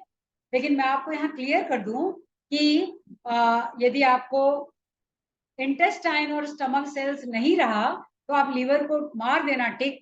लेकिन मैं आपको बताऊं कि मोस्टली लोगों को पेट की समस्या आती है और जो लूज मोशंस हो जाते हैं, डायरिया हो जाता है, और आप देखोगे कि जैसी आप दवाई लेते हो या आप फाइबर का खाना लेते हो तो आप जल्दी ठीक हो जाते हो बच्चों। इसका मतलब जो हमारी आंत है, इंटेस्टाइन और स्टमक सेल्स हैं, वो सबसे जल्दी रीजनरेट कर जाते हैं मात्र 2 से 4 दिनों में, ठीक है। तो यदि ऐसा ऑप्शन आता है तो आप इसको टिक मारेंगे, और यदि ऑप्शन नहीं है तो फिर आप लीवर पे टिक मार देना, ठीक है।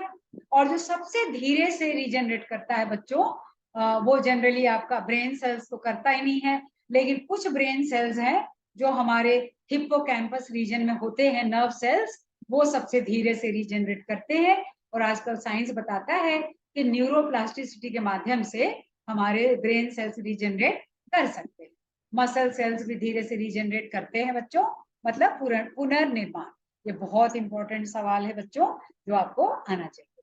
लेकिन बच्चों अभी हमने इस चीजों के बारे में बात किया था, थोड़ा आप इस डायग्राम को हम देख लेंगे, थोड़ा समझ लेंगे। हमारे पास समय भी समाप्त हो रहा है, तो मैं इसी को बोल के खत्म करूंगी। 10-15 मिनट है मेरे पास, है ना।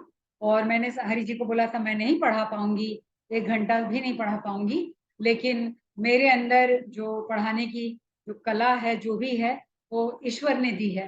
तो मैं चाहे भूखे प्यासे रह लूं, मैं पढ़ाना नहीं छोड़ पाती हूँ। तो बच्चों मेरे पास 10 मिनट का समय है, आप बहुत ध्यान से इसको देखो, ठीक है। और इस पे कोई सवाल आएगा तो मुझसे पूछ लेना आप, मगर बड़े ध्यान से इसको आप देखो, इस डायग्राम। ओके, अब ए दीक्षा ने बताया था मैडम प्रोकैरियोटिक और यूकैरियोटिक सेल। जब हम सेल के बारे में पढ़ रहे थे बच्चों, तो जब एवोल्यूशन हुआ, एवोल्यूशन को क्या बोलते हैं हिंदी में, जब मतलब क्या कहते हैं एवोल्यूशन मतलब slow and gradual progress. Vikas ma'am, Vikas. Okay, very good Vikas. Very good very good very good, है ना। तो जब विकास होता है ना बच्चों हमारी पूरी सृष्टि में, तो बड़ी धीमी गति से होता है, क्योंकि धीमी गति से जब विकास होता है तो उसको हम एवोल्यूशन बोलते हैं। लेकिन यदि वो अचानक हो जाता है तो उसको हम म्यूटेशन बोलते हैं। ठीक है, तो जब ऐसा हो रहा था तो अचानक हमारे जो कोशिकाओं में सारी चीजें नहीं आई बच्चों, पता है क्या हुआ? तो सर्वप्रथम क्या है कि प्रोकैरियोट्स ऐसे जीव बने जिसके अंदर जो केंद्रक होता है, जिसको हम न्यूक्लियस बोलते हैं, एक सेल को कौन चलाता है? सबसे पहले क्या होता है बच्चों, जो हम फिजिक्स पढ़ते हैं, हम केमिस्ट्री पढ़ते हैं, तो केमिस्ट्री में क्या पढ़ते हैं? एटम्स पढ़ते हैं, मॉलिक्यूल्स पढ़ते हैं, फिर वो मिल जाते हैं तो कंपाउंड बनाते हैं। वो क्या बनाते हैं? न्यूक्लिक एसिड बनाते हैं, और न्यूक्लिक एसिड वो हमारा अनुवांशिक तत्व होता है, और उसके आगे कवरिंग लग जाती है, तब वो न्यूक्लियस कहलाता है। और न्यूक्लियस के आगे कवरिंग लग जाती है तो उसको हम कोशिका भित्ति बोलते हैं, है ना बच्चों? देखो मैं कितनी स्मार्ट हो गई, हिंदी में हो गई ना। तो ऐसा है बच्चों कि जब वो कोशिका बन रही होती है तो उस दौरान वो जो न्यूक्लिक एसिड होती है वहां पर कोई एक कवरिंग नहीं होती है बच्चों। ठीक है, तो इसको हम बोलते हैं प्रोकैरियोट। प्रो का मतलब होता है बिफोर, यानी बनने से पहले। किसके बनने से पहले? कैरियोट मतलब न्यूक्लियस। कैरियन का मतलब होता है न्यूक्लियस यानी केंद्रक। तो इस केंद्रक के बनने से पहले जो स्थिति होती है उस सेल की, वैसे सेल को हम बोलते हैं प्रोकैरियोट।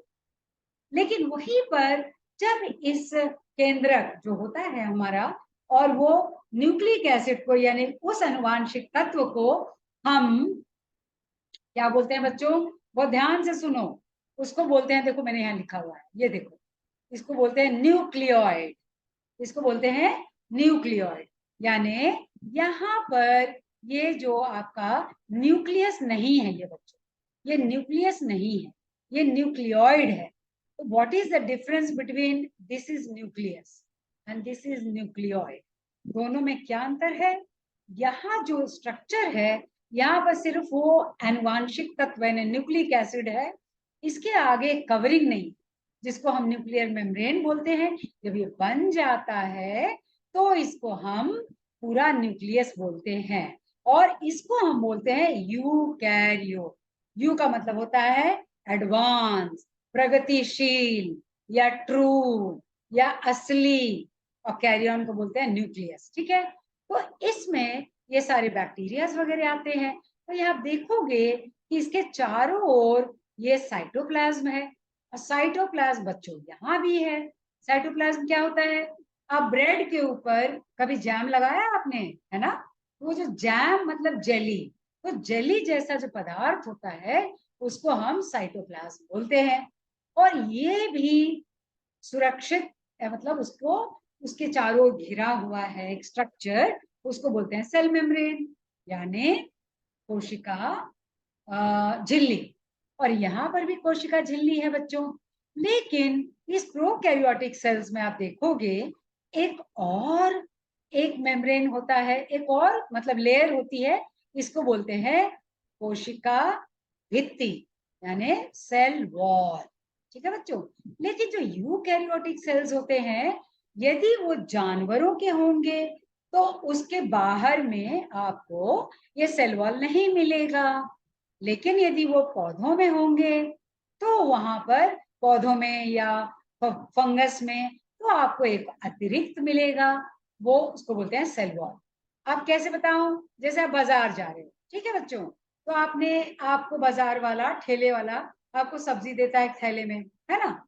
और आपको सब्जी दे देता है 2 किलो टमाटर, और वो आपको बड़ी पतली सी थैली देता है। और क्या होता है, वो पतली सी थैली आपकी टूट गई, आपके टमाटर निकल जाएंगे, बेकार हो जाएगा। प्रकृति ने कितनी अच्छी बात बताई। अब आप ऐसे मत समझ लेना, मैंने आपको समझाने के लिए बताया है। तो वहां क्या होता है, प्रकृति ने सामान अंदर इतना ज्यादा दिया है, मजबूती से दिया है, कि उसके भार को और अच्छी तरीके से थामने के लिए एक और बैग दे दिया है ना?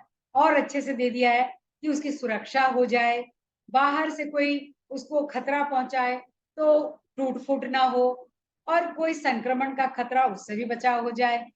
इसलिए वो दूसरी थैली भगवान ने दे दी है, नेचर ने दे दी है, उसको बोलते हैं बच्चों सेल वॉल, यानी कोशिका भित्ति। तो अंदर वाले को क्या बोलते हैं? कोशिका झिल्ली, और बाहर वाले को बोलते हैं कोशिका भित्ति, यानी सेल मेम्ब्रेन और cell wall. I am so thankful to you all that I am also learning Hindi from you. ठीक है बच्चों, तो ये हो गया हमारा प्रोकैरियोट और यूकैरियोट, राइट। अब इसमें किसी को एक अंतर और है कि हमारा ये जो प्रोकैरियोट्स है, इसके अंदर यदि आप देखोगे कि जो कोई भी कोशिकांग यानी सेल ऑर्गेनेल्स, यानी कोशिका को सपोर्ट करने वाले ऑर्गेनेल्स हमारे प्रोकैरियोट्स में नहीं है बच्चों। देखो नहीं है, मेम्ब्रेन बाउंड ऑर्गेनेल्स नहीं है, थोड़ा बस राइबोसोम्स है, और ये न्यूक्लियोइड से बाहर एक और गोल सा आप देख सकते हो, ये सर्कुलर डीएनए है, इसको बोलते हैं प्लाज्मिड, है ना। इसका बहुत बड़ा रोल है। ये आप जो आजकल बायोटेक्नोलॉजी में पढ़ते हो ना कि दवाइयां बनती है, एंटीबायोटिक्स बनते हैं, या आपका फोर्टिफाइड सामान बनता है, वो इसी बैक्टीरिया के डीएनए की मदद से बनता है। ये बहुत बड़ी पढ़ाई है बायोटेक्नोलॉजी। ठीक है बच्चों, तो यदि हम यूकैरियोट्स में आते हैं तो आप देखो यहाँ रंग बिरंगे बहुत सारे सेल ऑर्गेनेल्स हैं। तो इसको क्या बोलते हैं? Membrane bound cell organelles. ठीक है, तो मैं यहाँ पर जो हमारा प्रोकैरियोट्स में राइबोसोम्स होते हैं, उनका अलग साइज होता है, उसको 70S बोलते हैं, और यहाँ 80S बोलते हैं। ठीक है बच्चों, तो ये कौन से हैं? बैक्टीरिया, ब्लू ग्रीन एल्गी, जिसको आप शैवाल बोलते हो। अब मैं थोड़ा सा शेयरिंग बंद कर रही हूँ। ठीक है, अब आज की पढ़ाई हमारी खत्म हो गई है, तो मैं बस 1-2 मिनट में रिकैपिचुलेट करती हूँ। मैं आपसे हिंदी सीख रही हूँ, आप मुझसे अंग्रेजी सीखो। रिकैपिचुलेशन का मतलब होता है कि जो हमने पढ़ा उसको दोबारा से हल्का सा पूछ लिया जाए। तो लास्ट में मैंने जो बताया वो है सेल्स 2 प्रकार के होते हैं, वो है प्रोकैरियोट्स और यूकैरियोट्स। मैं जल्दी से बोलूंगी, फिर आप फटाफट बोलना, ठीक है? तो वो 2 प्रकार कौन से हैं? जल्दी से बोलिए फटाफट। Prokaryote and eukaryote. डालो या तो prokaryotic eukaryotic. Very good very good, ठीक है। ओके, प्रो का मतलब, प्रोकैरियोट का मतलब जल्दी से। बिफोर। बिफोर, बिफोर किसके? कैरियन का मतलब, कैरियन का मतलब कोई भी कैरियन का मतलब, कोई भी तेज बच्चा। न्यूक्लियस के। Very good very good very good. Okay, you का मतलब, यू कैरियोट का मतलब, प्रगतिशील। यू, यू का मतलब, यू का मतलब प्रगतिशील। हाँ ठीक है, वेरी गुड, मतलब प्रगतिशील, एडवांस। यानी ये क्या था? प्रिमिटिव था, यानी इसके अंदर पूरा न्यूक्लियस नहीं था। तो जो न्यूक्लियस नहीं था बच्चों प्रोकैरियोट में, उस एरिया में जो न्यूक्लियस था, जो ये पूरा बना नहीं था, उसको क्या बोलते हैं? क्या बोलते हैं? न्यूक्लियोइड। अरे वाह, इतना मुश्किल भी बता दिया। अरे वाह, आई एम सो हैप्पी। दीक्षा, एक चॉकलेट। ओके, अब यह बताओ कि जो हमारा ये बैक्टीरिया है, जो प्रोकैरियोट्स है, ठीक है, क्या उसके अंदर मेम्ब्रेन बाउंड सेल ऑर्गेनेल्स होते हैं या नहीं? सेल मेम्ब्रेन प्रेजेंट होता है, सेल वॉल नहीं होता है। नहीं, मैंने बोला और सेल ऑर्गेनेल्स होते हैं मेम्ब्रेन बाउंड। प्रोकैरियोट्स में सेल ऑर्गेनेल्स होते हैं जिसके आगे मेम्ब्रेन है या नहीं? नहीं होता है। बाउंड अरे बहुत इंपॉर्टेंट क्वेश्चन है। मेम्ब्रेन बाउंड सेल ऑर्गेनेल्स किस में होते हैं? यूकैरियोट्स में या यूकैरियोटिक, यूकैरियोट में होता है, प्रोकैरियोट में नहीं होता। वेरी गुड वेरी गुड, आपको पता है, आपको पता है, ठीक है। तो प्लाज्मिड, एक सर्कुलर डीएनए एक्स्ट्रा, किस में होता है? प्रोकैरियोट में या यूकैरियोट में? सर्कुलर डीएनए तो मैम यूकैरियोट में होता है। अभी डायग्राम ध्यान रखो, डायग्राम को ध्यान रखो। प्लाज्मिड किस में था? प्लाज्मिड किस में था? डायग्राम मैंने दिखाया आपको। जो न्यूक्लियस, जो न्यूक्लियोइड से बाहर एक एरिया था, वहां एक जो सर्कुलर डीएनए था, उसका नाम प्लाज्मिड था, वो किस डायग्राम में था? प्रोकैरियोट में था या eukaryote? Prokaryotic. Very good very good very good. ठीक है, तो आप कोई बच्चा एक डिफरेंस अपनी तरफ से बता दो प्रोकैरियोट और यूकैरियोट में, जल्दी से अपनी तरफ से मैम बता दो। उसमें एक मैम एक उसमें विली लाइक स्ट्रक्चर था प्रोकैरियोटिक में, जो ईकैरियोटिक में नहीं दिखने को, अरे डायग्राम में नहीं वाह, था। Very good. ये नाम बताओ इस बच्चे का, किसने बोला पहले? अंकित। अरे वाह अंकित, तुम तो बहुत स्मार्ट हो, और मैंने इसके बारे में नहीं बताया। तो चलो अंकित ने बोल दिया तो मैं बता देती हूँ, बहुत अच्छी सी बात है। ये जो प्रोकैरियोट्स है, उनके अंदर उनको चलने में जो मदद करता है ना, वो वहां आपने देखा था एक फ्लैजेला था, वो उसका लोकोमोटिव ऑर्गन था, उसको चलने में मदद करता है। लेकिन जो अंकित ने एक अलग सी बात बताई कि उसके ऊपर एक स्ट्रक्चर्स थे, उसको पिलाई बोलते हैं या पाइलस बोलते हैं, है ना। तो वो स्ट्रक्चर बहुत इंपॉर्टेंट स्ट्रक्चर है। मुझे नहीं लगता आपके बीपीएससी में पूछेंगे, मगर अंकित ने बोल दिया है इसलिए मैं बता देती हूँ कि जब बैक्टीरिया अपने आप को विभाजित करने जाता है तो वो उस प्रोसेस को बोलते हैं कॉन्जुगेशन, और वहां पर वो उस वाले स्ट्रक्चर पाइलस की मदद से अपना अनुवांशिक तत्व एक जो बैक्टीरिया से दूसरे बैक्टीरिया में ट्रांसफर कर देता है, इसलिए उसको बोलते हैं कॉन्जुगेशन। इसकी जरूरत बिल्कुल नहीं थी, बहुत बड़ी बात थी, मैं उसको नहीं बताना चाह रही थी, है ना। लेकिन अब अंकित ने बोल दिया तो मैंने उसको भी कवर कर दिया। वैसे बीपीएससी में पूछते नहीं है, लेकिन क्या जाता है यदि हम कुछ जान ले। तो आप ऐसे मुझसे हर चीज नहीं पूछना, बड़ी बड़ी बातें, क्योंकि मैं मेडिकल बच्चों को पढ़ाती हूँ, यहाँ पर आपको थोड़ी थोड़ी चीज ही जानना है, ठीक है। और किसी को विस्तार में कुछ जानना है तो वो अलग से पूछो। ओके बच्चों, very good, thank you so much, and I have already exceeded 2 minutes. Thanks a lot, I have really enjoyed, मुझे बहुत अच्छा लगा। और 1.5 घंटा मेरे कैसे बीत गए। हो सकता है मेरी क्लास 6 तारीख को थी, तो शायद मैं इसलिए ज्यादा मैंने पढ़ा दिया, और मैं क्लास कल नहीं लेने वाली थी। तो मैं हरी जी से बात करूंगी कि यदि आप चाहते हो मैं क्लास ले लूंगी, और नहीं तो मैं आगे बढ़ जाऊंगी। यदि आप चाहते हो तो मैं क्लास कल ले लूंगी, क्योंकि मेरी कुछ और एंगेजमेंट है बच्चों, तो मैं सोचती हूँ कि मैं क्लास ले लूँ। मैं हरी जी से बात करके आपको बता दूंगी। मुझे बहुत अच्छा लगा, बहुत अच्छे बच्चे हैं, बहुत अच्छा ग्रुप है, बहुत तेज है, बहुत इंटेलिजेंट है, अच्छा प्रयास कर रहे थे बच्चे। और आप एक काम करोगे कि जो भी मैंने पढ़ाया है आप पढ़ के आओगे, और अगली बार हम सेल के बारे में पढ़ेंगे। Thanks to Hari ji, thanks to Samir, thanks to Anurag, thanks to Shukla ji, thanks to all the faculty, everybody, thanks everyone, thanks to all my बच्चे, बहुत बहुत धन्यवाद। Thank you ma'am. Thank you ma'am. Thank you ma'am. Thank you ma'am.